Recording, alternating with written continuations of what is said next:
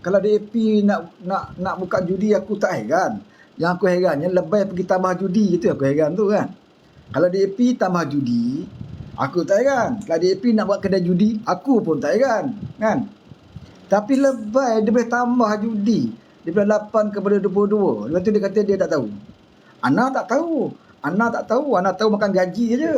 Ana tahu makan gaji buta je jadi menteri. Ana tak tahu apa dia orang meeting. Apa yang dia orang luluskan, Ana tak tahu kan. Semua tak tahu kalau lebay ni.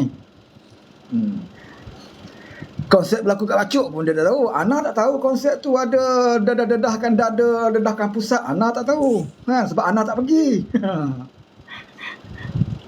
Kita lama dengan lebay ni kan. Orang lain bolehlah tipu. Kita dah bergaul dengan lebay sebelum Walaon Baru Naab ni lah. Walaon Baru Naab ni dia orang jenis-jenis apa ni, sunat pakai laser ni. Dia kenal dia hidup je dia terkenal motor snake kan. Jadi dia rasa macam hebat lah. Kita sebelum motor snake lagi kita dah sama dengan lebay ni. Sebab tu lebay dengan kita orang lama-lama ni kan, yang sama dengan dia ni, dia tak banyak timerang. Dengan budak baru boleh lah kan. Perangai lebay dalam poket kita. Sebab tu lebay ni walau-walau yang lama tu satu merang lah. Yang baru Naab ni kita tak boleh lah, dia pun lah kan hadi-hadi kata dia mensasarkan anak muda yang jahil. Jadi kalau anak muda yang jahil ni kita maafkan dia ya. Pertamanya kita nak sembang malam ni, kita ucap tahun baru lah kan. Saya nak ucapkan tahun baru 2024 kepada semua rakyat Malaysia ya, semua walanon wala untit, kita ucapkan selamat tahun baru ya. Dan kita juga mendoakan agar mangsa-mangsa banjir di Pantai Timur, di Kelantan, di Terengganu ya, dan sedikit di Pahang, supaya diberikan perlindungan dan juga keselamatan oleh Allah Subhanahu Wa Taala. Ini adalah ujian ya, ujian sepanjang tahun. Setiap tahun ada ujian ni. Jadi kita di negara kita ni bertuah ya, patutnya kita bersyukur sebab bencana banjir ini kita tahu jadual dia ya. Allah bagi nikmat kat negara kita. Banjir ni ada jadual. Hujung tahun mana kita tahu dah. Hujung tahun memang musim terkujuk. Dia tak macam negara lain, kadang-kadang tak tahu. Ya, tiba-tiba gunung berapi meletup kan. Ribuan orang mati. Sekejap tsunami kat sana kan. Tapi negara kita ni Allah lindung sebab masih ada lagi ya, ulama-ulama yang jujur yang menyampaikan ilmu dia. Masih ada lagi umat Islam yang yakin dengan kuasa Allah ya, walaupun di sana ada ulama yang jahat, walau di sana ada pengikut umat Islam yang jahil tetapi masih ada doa-doa di antara kita yang jujur dan ikhlas. Masih ada pimpinan-pimpinan kita yang melaksanakan tugasnya dengan baik, amanah dan tak menyakau. Jadi Allah berikan rahmat kepada negara kita. Ya. Salah satu tanda Allah bagi rahmat itu adalah dalam keadaan negara teruk. Ya. Kita masuk Putrajaya ni ibarat kita masuk rumah yang dah usang. Rumah yang dah teruk, bocor sana, bocor sini kan. Ada kesan atap bocor sebab dia orang tebuk atap baru ni kan. Jadi ada kesan atap bocor. Masuk pula dalam rumah tengok bilik tandas tak terjaga, kotornya. Ya, betul, barang perabot hilang, kena curi, kena sakau. Minyak masak pun hilang, tak tengok ke dapur, minyak masak pun tak ada saudara. Kena sakau dekat penyewa rumah yang lama dulu. Tengok telur pun tak ada saudara. Lepas tu kita masuk rumah, ya Allah wa Rabbi. Tapi alhamdulillah saudara, walaupun kita mengambil alih rumah tu dalam keadaan teruk, keadaan usang, tetapi kita ada tanggungjawab. Kita nak duduk kat rumah itu, kita nak bersihkan rumah itu ya. Jadi nak bersihkan rumah itu kenalah beransur-ansur ya. Kita dah dapat rumah buruk, rumah dah tebuk atap ni ya. Dalam keadaan perabotnya dah pecah-pecah dah ya. Kita masuk rumah tu, jadi kita kena repair mengikut apa keutamaan dulu. Apa keutamaan dulu? Apa yang utama dia? Repair lah atap yang ditebuk tu kan. Bagi konkrit, letak konkritnya, letak atap lagi. Sebab perompak penyamun ni dia sukalah atap daun nipah ni, atap zinc ke kan. pakai konkrit. Kita letak. Kemudian kita repair apa lagi? Ya, tempat memasak penting, bersihkan ya. Bilik air yang tersumbat, sinki-sinki air yang tersumbat kita betulkan dulu. Kita tak sibuk nak isi perabot dulu, itu biar. Tak mustahak. Repair dulu bilik air, pintu bilik yang ada kopak. Jadi dalam setahun ini banyak benda yang kita dah baiki. Ya, sempurna? Belum sempurna, baru setahun. Ya, tapi banyaklah kita dah baiki. Bolehlah ahli keluarga kita makan dengan sempurna sekarang ni. Bolehlah berbelanja sikit-sikit. Minyak masak pun dah tak ada kena sorok. Telur ada dah. Kan? Teruk beras pun dah tak ada masalah sekarang ni. Yang penting anak-anak kita duduk di rumah ni, tak adalah sampai nak angkat bendera putih nak makan. Kan? Itu yang penting, saudara. Kemudian bila orang yang dah pernah tebuk atap tu, dia dah tak ada je duduk di rumah tu, tiba-tiba dia tengok rumah ni dah cantik. Kan? Ini rumah aku duduk dulu.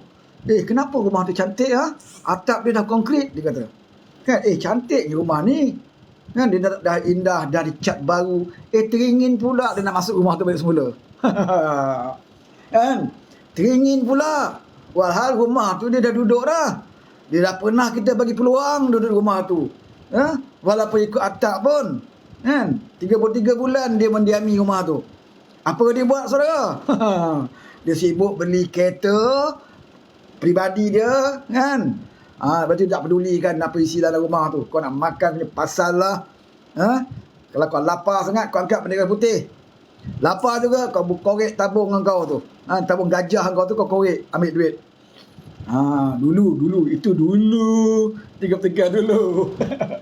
Tapi bila dah tak ada kat rumah tu, dia tengok rumah ni begitu indah, aman sentosa, tak ada perbalahan, bahagia dalam rumah ni, dia teringin lah pula nak duduk.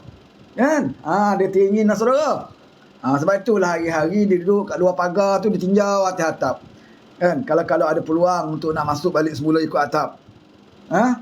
Itu dia orang kerja buat. Itu dia orang buat selama ni. Selama setahun ini.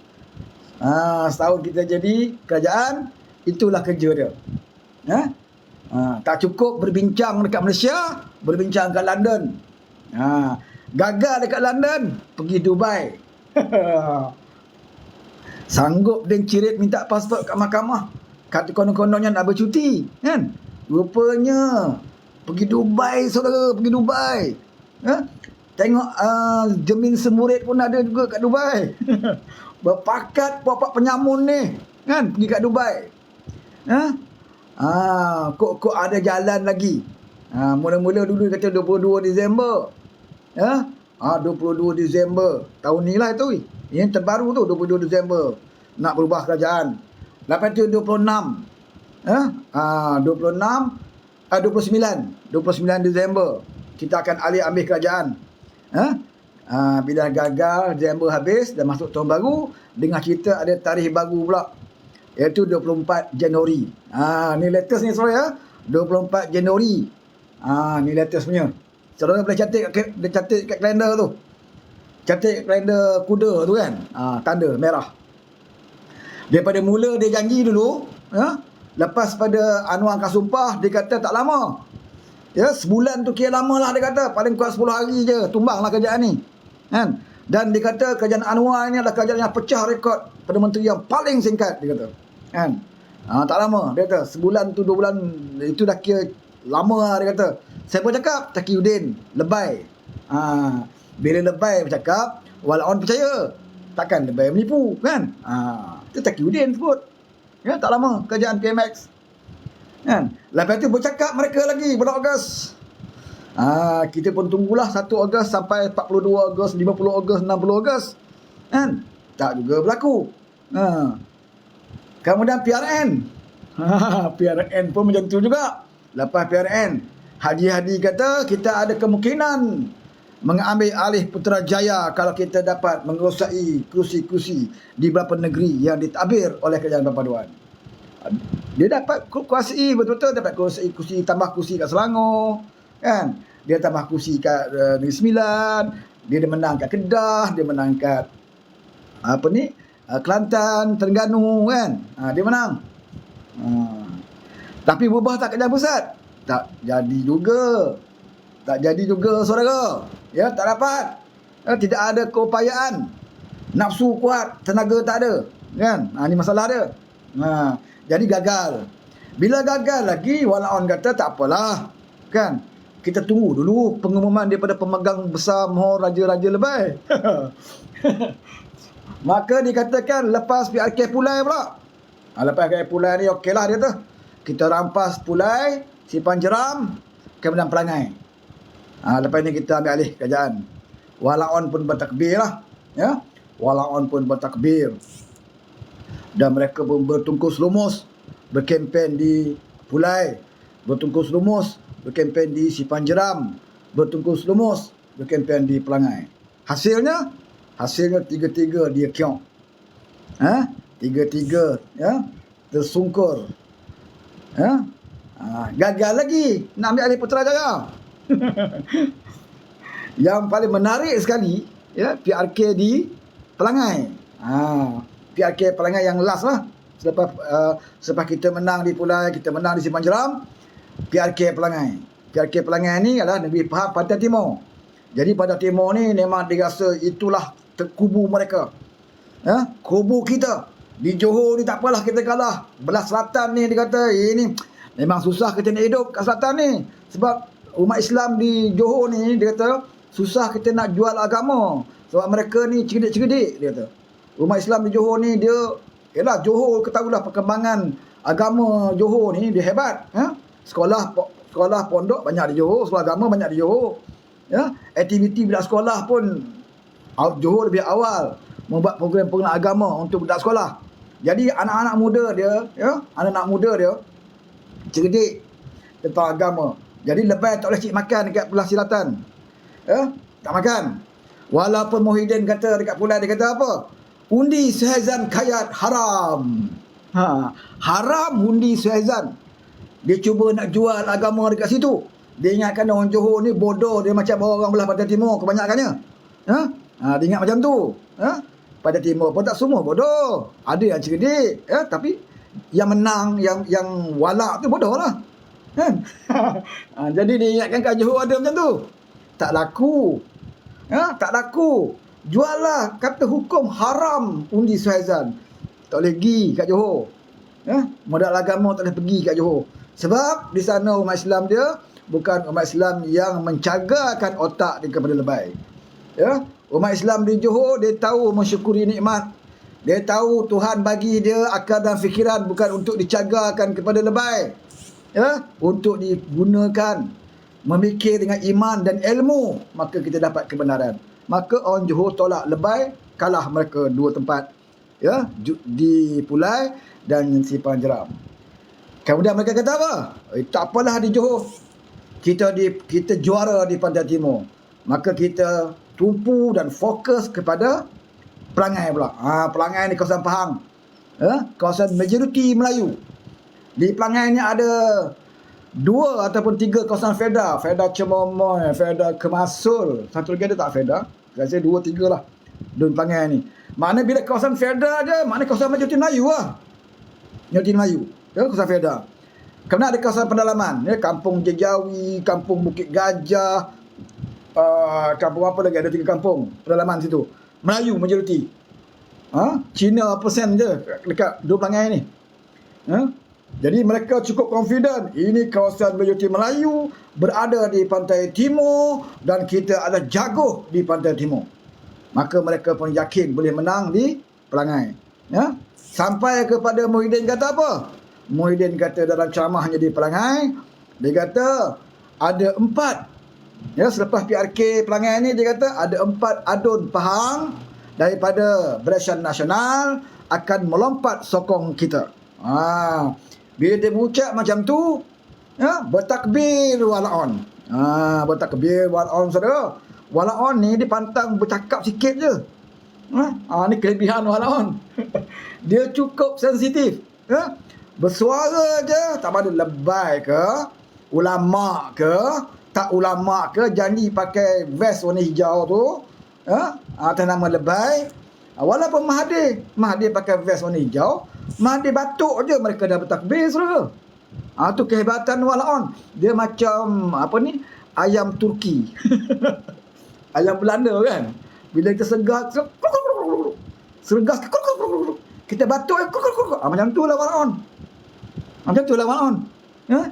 Mahathir belum cakap lagi, belum bagi salam lagi, baru Mahathir kan selalu batuk-batuk kan, orang tua tu. Takbir, kata walaon. Macam tu juga di Pelangai. Muhyiddin kata, lepas PRK Pelangai, 4 adun Barisan Nasional akan melompat. Mereka akan menyertai kita di Pahang, dan kita akan membentuk kerajaan di Pahang. Menteri besarnya adalah Tuan Ibrahim Toman. Dia pun tunjuk Tuan Ibrahim Toman kat sebelah, atas pentas tu.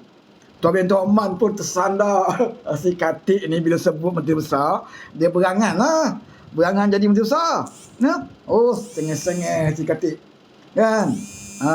Punyalah dia nak jadi menteri besar. Sebab nak jadi menteri alam sekitar dah tak boleh. Nak jadi alam sekitar dah tak boleh dah. Dah tak boleh tebuk atap. Seronok juga jadi menteri, dia kata kan. Ada bodyguard, ada kereta resmi, ada driver, tapi dah tak ada peluang. Tak apalah, dapat jadi menteri besar pun ada bodyguard juga. Ada all rider juga menteri besar. Tu yang Tuan Ibrahim Toman setengah-setengah tu. Bila Muhyiddin kata dia bakal menteri besar Pahang kalau 4 adun ini melompat kan. Jadi takbir sekali lagi walaon. Tak sakit tekak ke pun tak tahulah kan. Takbir, cakap takbir kan. Berbohong pun takbir, mencarut pun takbir. Sanusi mencarut, dia boleh takbir, saudara. Takbir ni adalah membesarkan nama Allah.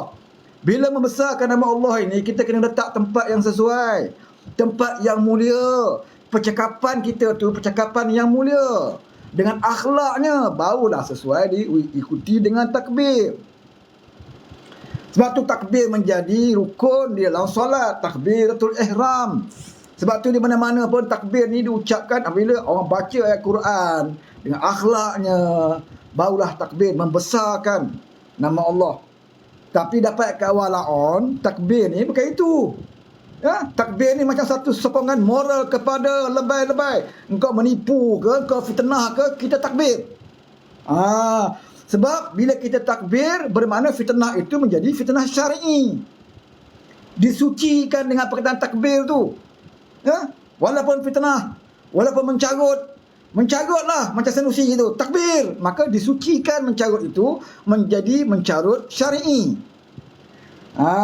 Bila Mas Surah kata Lim Goek itu sepu kepada Chimpeng, takbir, kata walaon. Lim Kit Siang sepu Chimpeng, takbir, kata walaon. Lim Kuan Yew tak cukup fitnah kat Malaysia saja kan, dia nak cari juga bahan dekat luar negara tu. Pergi fitnah pula mendiang tu, dah meninggal lama dah. Yang dah mati, yang bukan Islam, yang dah mati pun jadi bangsa fitnah, apatah lagi yang hidup kan. Lee Kuan Yew nama dia sebenar. Takkanlah profesor ni tak tahu. Mas Tura ni dia tahu dia profesor PhD, saudara. Takkan dia tak tahu nama tu Lee Kuan Yew, tetapi dia tahu walaon dia ni bodoh. Kalau sebut Lee Kuan Yew, nanti walaon kata apa kena mengena Lee dengan Lim Kit Siang, dengan Lim Goeng, nak kata sepupu macam mana? Berbeza. Dia kena ubahlah sikit nama. Lee Kuan Yew jadi Lim Kuan Yew. Walaon pun takbir. Orang yang pakai tudung labuh ni, pakai jubah, tudung labuh, muka macam ustazah sikit kan, buat fitnah pun diiringi dengan takbir. Sebab apa, saudara? Bila diiringi dengan takbir, maka fitnah itu menjadi fitnah syar'i, disucikan.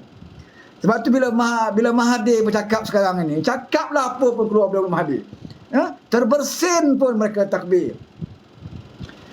Mahathir cakap di Kelantan, bukan kita nak bohong. Dengar balik dekat YouTube ucapan Mahathir di Kelantan. Apa kata dia? Saya berbangga Kelantan sekarang ini telah pun membangun. Dah ada bangunan mencakar langit. Takbir, kata walaon. Walaon tu kebanyakan Jawa Kelantan. Eh? Nak kata dia tak tahu, dia tahu. Dia tahu. Betul ke tak betul ada bangunan sekar langit. Tetapi oleh kerana itu adalah Mahathir pakai vest warna hijau berceramah, maka mereka takbir. Sebab bila mereka takbir, mereka boleh mensucikan pembohongan Mahathir. Itu tujuan takbir tu kepada Walaon. Tujuan takbir tu kepada Walaon. Ya. Jadi saya nak salahkan Mahathir pun tak boleh. Kita nak katakan Mahathir menipu lah, manalah Kelantan tu ada bangunan mencakar langit kan. Tapi kita nak katakan dia tak boleh pasal dia dah umur kat 100 tahun. Jalan pun 3 silinder. Yang kita pergi panggil Mahathir tu, bawa dia datang ceramah waktu malam tu buat apa? Bila kau bawa dia naik kereta waktu malam, orang tua biasalah kan. Dah tua-tua dekat 100 tahun umur, duduk dalam kereta tu dia pandang kat cermin nampak cahaya-cahaya tinggi sikit, dia ingat bangunan cakar langit. Walhal dia nampak itu adalah lampu stadium Kota Baru, Stadium Muhammad. Waktu itu ada main bola. Dia nampak lampu stadium tinggi itu, dia kata bangunan cakar langit. Kan? Maka dia pun ceritalah. Saya tak sangka Kelantan sekarang dah membangun, dia kata. Ada bangunan cakar langit. Walhal yang dia nampak masa perjalanan nak pergi tempat ceramah itu adalah lampu stadium. Lampu stadium kan tinggi. Kan? Jadi nak salahkan dia tak boleh, saudara. Tapi Walaon takbir. Walaon dia biasalah. Dia kan takbir, saudara. Walaupun dia tahu itu pembohongan paling besar.